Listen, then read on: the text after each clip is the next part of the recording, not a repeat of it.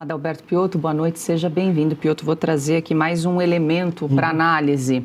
Durante a entrevista, a jornalista Mônica Bergamo questionou se ainda seria possível estabelecer um acordo de colaboração premiada com Daniel Vorcaro, uma vez que o caso do Master teria atingido pessoas poderosas das 3 esferas do poder e, portanto, não haveria mais condições para se estabelecer uma delação premiada. No atual momento, parece que você tem razão, mas as coisas podem mudar. Eu não vou assumir nenhuma posição em relação a isso. É isso, Piotto. O ministro concordou com a jornalista quando ela disse que, olha, agora me parece que como o caso atingiu as 3 esferas do poder, ministros do Supremo, Executivo, lideranças de partidos políticos, não tem mais clima para uma delação premiada de Daniel Vorcaro e foi referendado pelo ministro Gilmar Mendes. Boa noite. Boa noite, Paula. Boa noite, Marcília. Boa noite, Ana. Boa noite, Cauti, a todos que nos acompanham. O ministro Gilmar Mendes falou sobre que se aprende rápido nos cursos de retórica, né? Então ele sabe que essa claudicância dele, para usar uma expressão, cheia de interjeições como mostra muito mais do que ele está pretendendo. Gaguejou, perdeu. Não, gaguejou demais, ele não tem respostas. Aliás, são vários os trechos em que ele é bastante claudicante em dar respostas. Ele não consegue dar respostas óbvias. E vamos lá, não falta conhecimento, tampouco jurídico, nem jurídico, e tampouco, obviamente, de como funcionam as instituições brasileiras para ele dar respostas conclusivas. Ele escolheu não dar respostas conclusivas, ele escolheu não falar verdadeiramente sobre o assunto, ou seja, expor realmente o que está acontecendo. Que fosse a opinião dele, que fosse controversa, mas que fosse uma opinião embasada. Não, ele foge das questões, ele evita algumas questões. E o Gilmar Mendes não pode ser acusado de falta de conhecimento, ele conhece tudo como funciona. É o decano da corte, é o ministro com mais tempo ali no Supremo Tribunal Federal. Daí a situação de decano. Óbvio que uma delação premiada não escolhe quem denuncia. Delação é delação, vai lá e fala a verdade para, digamos, ter algum benefício. Encurta o processo de investigação. Se atinge poderosos ou não, do primeiro, do segundo, do terceiro escalão, se são muito poderosos mais ou menos, não importa. A verdade não escolhe nomes, a verdade é a verdade. As condições para uma delação existem. A questão é se haverá coragem do Vorcaro, dos advogados dele, e se o Supremo respeitará esses ministros que não querem essa investigação, de fato respeitará uma delação. Porque se atingir 1 ou 2 ou 3 ministros do Supremo, e obviamente se houver, digamos, provas factuais, convincentes, porque é assim que uma delação tem de ser feita, o processo tem que seguir. Perante a lei, somos todos iguais, é o que diz a Constituição. E que, obviamente, o ministro Gilmar Mendes também sabe, isso é de conhecimento amplo. Não seria o ministro Gilmar Mendes jamais, pela competência que tem técnica e conhecimento da Constituição, a negar que desconhece esse fato. O que a gente viu nessa entrevista, e são vários os trechos, né?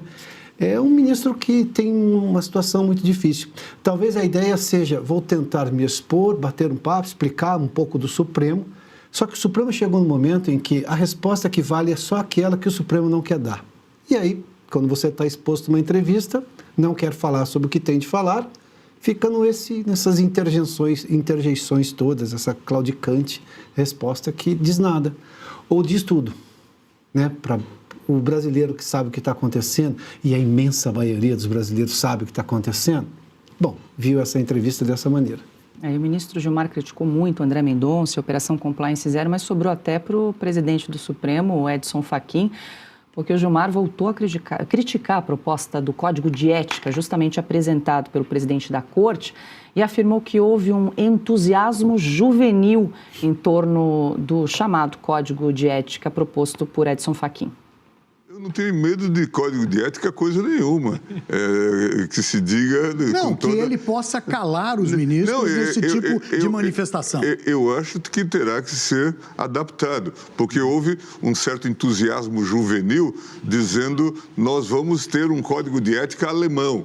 E aí eu até me dei a pachorra de comparar o texto do código alemão com a nossa legislação. E tem muitas coincidências. No momento que surgiu a denúncia contra Alexandre e contra Toffoli e debates disso, aquilo pareceu um aproveitamento para, inclusive, não discutir uma série de questões que nós temos no judiciário. Não era um bom momento, ministro, justamente porque vamos colocar aqui, o ministro Alexandre é Mônica, não é um bom momento, sabe por quê? Por uma razão simples, não se aprova nessas circunstâncias. A gente pode ter as ideias mais interessantes e elaboradas para as finalidades as mais diversas. Agora, se eu quero aprovar, eu preciso de unir o colegiado. Por que não discutir? Só porque eles estavam sendo... Não era justamente aquele o momento de se aprofundar essa discussão? Quando você tem um ministro que tem muitos méritos reconhecidos por uma parte do Brasil, pelo menos, não tinha nenhuma mas que tem uma mulher que fez um contrato... Mas não havia nenhuma proposta a propósito disto. Na verdade, era um tipo de cobertura de fumaça. Ana Paula Henkel, boa noite, seja bem-vinda. Ana, olha, fique à vontade para voltar ao trecho que mais chamou a sua atenção ontem na entrevista. A gente está indo por partes aqui, selecionando algumas declarações do decano Gilmar Mendes na entrevista de ontem. Boa noite. Boa noite, Paula, Marcília, Piotto, Cauti, boa noite à nossa audiência. Paula, é curioso, né? Como gagueja e fala é exatamente o que vocês estavam falando aí. Agora, ele entrou no entrevista tour, né? Porque ele precisa se explicar de alguma maneira, ele precisa fazer uma linha de defesa do que é absolutamente indefensável no Supremo Tribunal Federal e sobre as condutas dos ministros do Supremo Tribunal Federal. E para isso você precisa entrar aí no tour das entrevistas. Isso mostra que a nova postura, correta postura do ministro André Mendonça intimidou, sim, o ministro Gilmar Mendes. Intimidou. O ministro André Mendonça foi para cima, nós mostramos semana passada aqui o embate entre os dois, e como no começo ali logo que o ministro André Mendonça entrou no Supremo Tribunal Federal, havia, né, até uma certa timidez, um tom assim mais, bom, eu cheguei agora, então deixa eu simplesmente mais concordar do que discordar. E isso acabou. O André Mendonça, o ministro, não é mais... não há mais entusiasmo ou falas juvenis, né? Imaginem um ministro da Suprema Corte Americana dizendo que o outro teve um entusiasmo juvenil. E eu cito, sim, a Suprema Corte Americana porque eles falam muito da Suprema Corte Americana. Os nossos ministros do Supremo Tribunal Federal vivem mencionando a Suprema Corte Americana, os juízes da Suprema Corte Americana. Inconcebível, nenhum juiz aqui chamaria o outro ou diria que houve um entusiasmo juvenil. Então, a sensação que eu tenho, Paula, é de que, como a gente costuma brincar nas redes sociais, né, numa linguagem mais informal, parece que o ministro Gilmar Mendes acusou o golpe ou passou o recibo. Ele está sentindo essa firmeza do ministro André Mendonça e... o que ele disse que não ia comentar sobre o caso Master, ele, muito pelo contrário, eu vi também a entrevista, ele passou a entrevista inteira não apenas comentando o caso, mas fazendo a suposta defesa daqueles que supostamente estão envolvidos no caso. Para finalizar, Paula, ele disse que houve um aproveitamento, como se fosse, né, uma coisa sodada, um aproveitamento.